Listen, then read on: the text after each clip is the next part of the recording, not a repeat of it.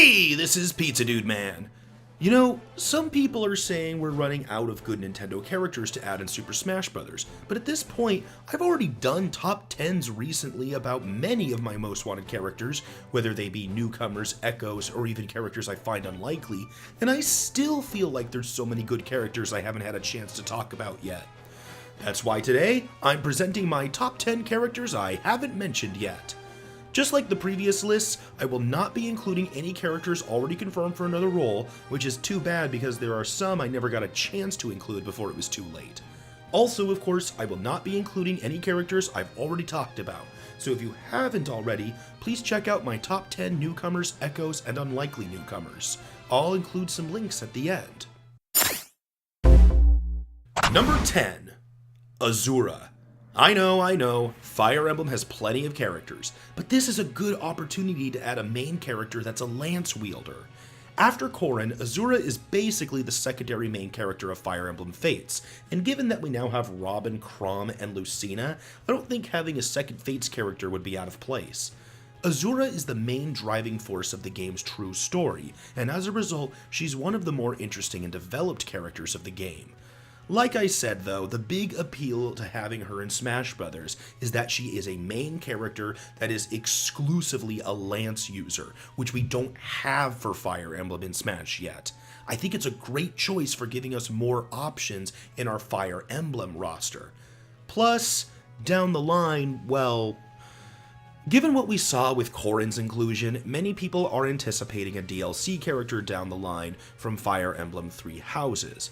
As far as prospective choices go, Edelgard looks good right now. We can't be sure because it's an unreleased game and we don't know the twists, turns, and details, but the main characters appear to be the heads of the three houses: Dimitri, a lance wielder, Claude, an archer, and Edelgard, an axe user. Edelgard appears to take the role of main lord, with an avatar character by her side. However, compared to Robin or Corrin, this avatar looks like a more silent protagonist, not quite as active as Edelgard, being more of a guiding force. Because of this, and because Edelgard could be more unique in Smash as an axe wielder, I could very well see her being the top pick, like when Robin was chosen over Chrom. So, if everything really did pan out this smoothly, and we had Edelgard in Smash in addition to Azura, that would give us the entire main weapon triangle of Fire Emblem, and that would be really cool. I'm just uncertain myself of the sheer number of Fire Emblem characters, which is why I've put this at number 10. Number 9. Impa. Impa should have been in my top 10 Echoes video. I just completely forgot and was very well reminded in the comment section. I am, of course, proposing Impa as a Sheik Echo. Impa is the leader of the Sheikah, and since we don't often see her use her ninja powers, making her an echo of an already existing Sheikah on the roster makes perfect sense to me, even though she is capable of being unique. As a character, Impa is the most recurring of the Zelda franchise behind Link, Zelda, and Ganon. Many Zelda games feature a character named Impa as a caretaker to Zelda, so she's one of the only ones remaining outside of Smash Bros. To have a consistent role in the series. I also like her purely from the standpoint that she isn't Link, Zelda, or Ganon. The Zelda universe is huge and built up of so many more characters than just those three, but variations of those three are all we've seen in Smash Bros. So far. Even if there's a pretty good number of Zelda characters, I'd still like to see it expand. Number 8. Porky. With Ridley and K. Rool as two of our big character additions so far, a lot of people are getting into this concept of playable villains. What's cool about Porky is that he specifically works for both Ness and Lucas, since he is a main villain in both Earthbound and Mother 3. I also like the concept of a playable villain that fights inside a mech. Doesn't that feel like an archetype we don't have yet? I imagine his moveset would be reminiscent of his boss appearance in Subspace Emissary, using his spider-like mech to tear into opponents, use lasers, bombs, and summon robotic pokies. A lot of people propose Porky using his appearance in mech from Earthbound specifically because the mech looks a little smaller and more Smash feasible. Alternatively, I've always been into the addition of the Masked Man as a mother villain. We lose the relationship to Ness, but as Lucas's rival, the Masked Man has so many cool attacks and abilities. A powerful lightning sword, a beam cannon arm, a shield killer, and wings. He's practically a walking Smash Brothers moveset. I'm not sure if they would really prioritize adding a new Mother character, but as a fan of the series, I would be excited to see a non-PSI user into main villain. Number 7. Phoenix Wright. I finally get to talk about this guy! The Ace Attorney games are some of my favorites. I've spent so much time with them, they hold a deep personal meaning to me, and they have been one of the most influential series in my own creative endeavors. Phoenix Wright is the titular Ace Attorney, and Marvel vs. Capcom 3 already proved what a great character he could be in a fighting game, with a moveset built up of references from the series, showcasing the wackiness of the game's scenarios and characters. Another thing I like about Phoenix's inclusion is that he's a character that is so tied to Nintendo. The Ace Attorney games are almost Nintendo exclusive.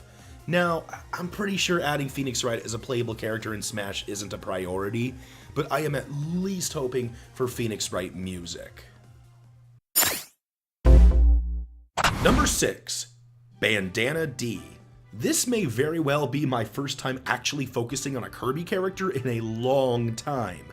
The Kirby series is one of Nintendo's largest, and as Star Allies proves, it has many great characters that haven't been included in Smash Bros. Yet. There's actually quite a few I would be interested in. For me, though, I just didn't grow up with the Kirby series. Along with Samus, Ness, and Captain Falcon, Kirby was one of the few characters I simply did not know prior to Smash 64. And even though the Kirby games are fun and cute and sometimes surprisingly dark, I don't usually find myself playing a Kirby game over DK or Mario, so it's just not in the front of my mind. That said, Bandana D is the obvious next Kirby character for Super Smash Bros. He has become our expected player 4 in Kirby games and already comes with a very well fleshed out pre-built moveset using a spear. It's not just attacking with the spear either, he can spawn infinite amounts of throwing spears and even use his spear to fly like a helicopter. Perhaps his moveset could even incorporate abilities we've seen from other Waddle Dees. Additionally, with all the veterans returning and some of the highly requested characters like King K. Rool confirmed, Bandana D may very well be the highest scoring character on the polls to not yet be playable in Smash Bros. He's a fun, cute, highly exposed character. And just to squash some final arguments, no, he is not a generic Waddle Dee, and no, not having a real name hinders his chances. Number 5. Ken. I am a huge Street Fighter fan.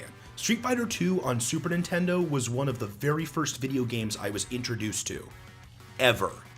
That has definitely been one of the contributing factors to why I like fighting games, and Super Smash Bros. In particular, so much. I held back on including Ken in my top 10 echoes because I was unsure about third-party echoes or third-party series getting a second character in general. But Richter Belmont completely blew that out of the holy water. Now, I would say Ken is one of my most wanted echoes. He's basically the original fighting game echo, in the same way Ryu is the original fighting game character. The duality is perfect. As an echo, I'm envisioning Ken functioning as he does in Street Fighter II, basically a clone of Ryu with a weaker Hadouken, but a stronger Shoryuken with a flame effect. Maybe you could even reflect this difference in their final smashes, since Ryu uses both a Hadouken and Shoryuken final smash on top of the regular moves. I don't see why this character couldn't be a big possibility at this point. Number 4. Lloyd Irving or Yuri Lowell. When you talk about adding a Tails character to Smash Bros., these are the two big candidates. Lloyd Irving, the star of Tales of Symphonia, and Yuri Lowell, the lead of Tales of Vesperia.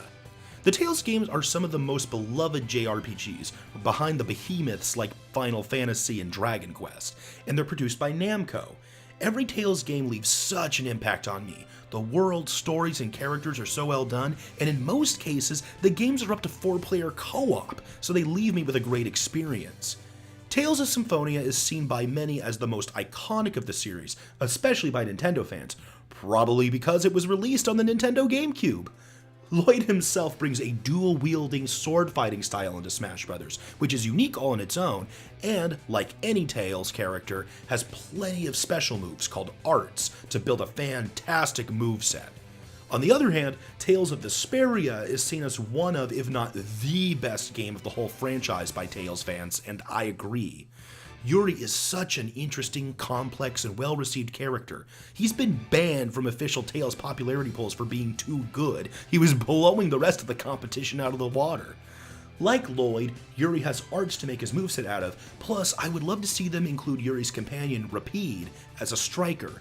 Rather than being controllable like the Pikmin or Luma, he can attack independently while staying close to the player, kind of like Bite and Bark from ARMS, or many examples from fighting games really.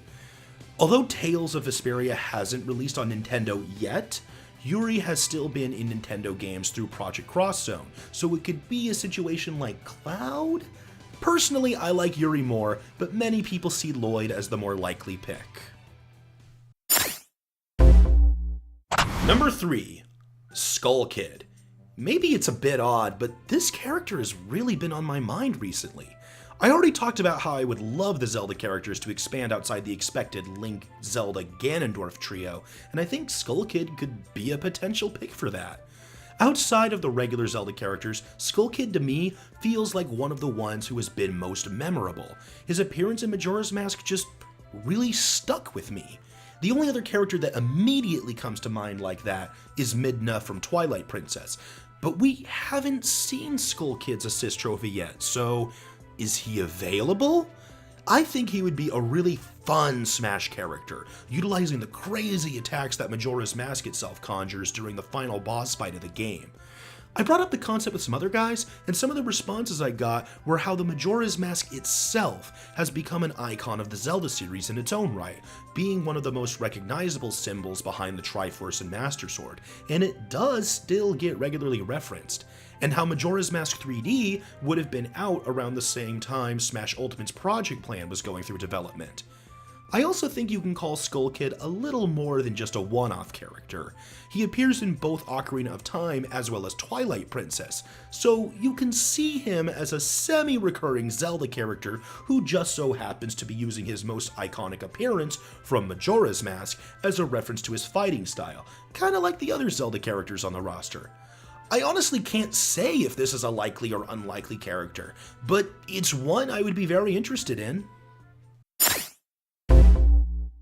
Number 2. Banjo and Kazooie.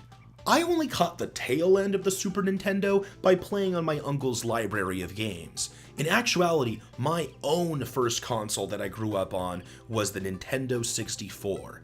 Back then, I would have called Banjo and Kazooie one of the 3 main Nintendo mascots right behind Mario and Link. That's how recognizable their game was, and we were awestruck with the sequel.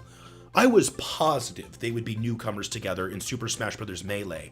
I saw them as main, major missing characters, and they have so many attacks the moveset practically builds itself. I was shocked to find out that they weren't even referenced. From there, they may have very well missed their chance. We know the story. Microsoft suddenly bought out Rare, Nintendo lost Banjo Kazooie, and the series died. Banjo and Kazooie are still technically viable as Smash characters. They originated in a video game, they've been on, and are most well known for, Nintendo games. The owners are, of course, interested in seeing them in Smash Bros., and there is still a very notable fan base for the characters. I have no clue if these two can be in Smash Ultimate or not, but I would love it so damn much. Honorable mention, Paper Mario. I only briefly mentioned Paper Mario before as an honorable mention to my top newcomers, but I wanted to spend a little more time on what I like about this guy. Paper Mario used to be one of my most wanted after all. The first Paper Mario game came out when I was in grade school, and it left a huge impact on me. It became the first video game I beat to completion. 100% completion. Every star piece, every badge, every Chuck Quizmo quiz, that's how much I was into this game. And then they followed it up with Thousand Year Door, a game that somehow fits in so much more into the combat, gameplay, story, and characters of an already fantastic series. Many still see this as a legendary game. Super Paper Mario is a fun twist on the gameplay, and then, well, the series hasn't been nearly as interesting since. Even so, I would still love to see Paper Mario as a playable Smash character. His main attack method is the hammer, so that fighting style in itself already differentiates him from the other Mario characters, and is a great reference to Mario RPGs in general. He can incorporate the paper moves from Thousand Year Door, like having a paper airplane recovery and rolling tube attack that trips opponents. One of the biggest staples of the original games were the partners. It would be fantastic if Mario had specials that allowed him to swap and use the abilities of his signature partner characters, even if they just used the pixels from Super Paper Mario. And, while not as many people were into the newer games, they could still be used as inspiration for fun attacks, like having an object-themed Final Smash. Now, the main argument I always saw against Paper Mario was that, even if he were different moveset-wise, he'd still be a Mario variant, so it doesn't really expand the representation of characters. But now that the roster already has 2 Marios, 3 Links, and 4 Marths, I'm more willing to sacrifice that for the sake of having such a fun new character. Plus, don't the events of Mario & Luigi Paper Jam separate these characters enough? We also have reason to believe that he did very well on the polls. In that way, he's similar to Isaac and Dixie Kong. I thought about including these two on the list as well, but I already talked about Dixie at length in my Echoes video and Isaac in my Unlikely Characters video. I think all 3 of these characters are still serious Smash contenders. Number 1. Hachi Mishima. Yeah, of course a big fighting game guy like me is going to be into a big fighting game character. Hachi is the poster child of Tekken, Namco's signature fighting game series, and probably the most iconic besides Street Fighter. In fact, Tekken is the best-selling fighting game franchise of all time, beating out Street Fighter. Like Street Fighter, even if the Tekken games aren't exclusively Nintendo, there have been Tekken games on Nintendo systems, so it makes enough sense to reference the characters. And like Ryu, Hachi is a big icon of Namco. In fact, it's very possible Hachi was considered for Smash 4, and if Mii costumes have been any indication for newcomers, Hachi's got that covered too. For these reasons, Hachi has already been in so many rumors and fake leaks for Smash Ultimate's roster as it is. As a fighting character, Hachi already comes with a pre-built moveset, an aggressive, flashy karate that incorporates lightning, plus his signature finishing move, strapping his enemies to rockets and launching them into outer space. This reference would make a fitting and hilarious Final Smash. That's all for my top 10 characters I hadn't really talked about yet. Thank you so much for watching. You have no idea how much I appreciate it, and I really enjoy reading your thoughts and character choices in the comments section. Bye for now!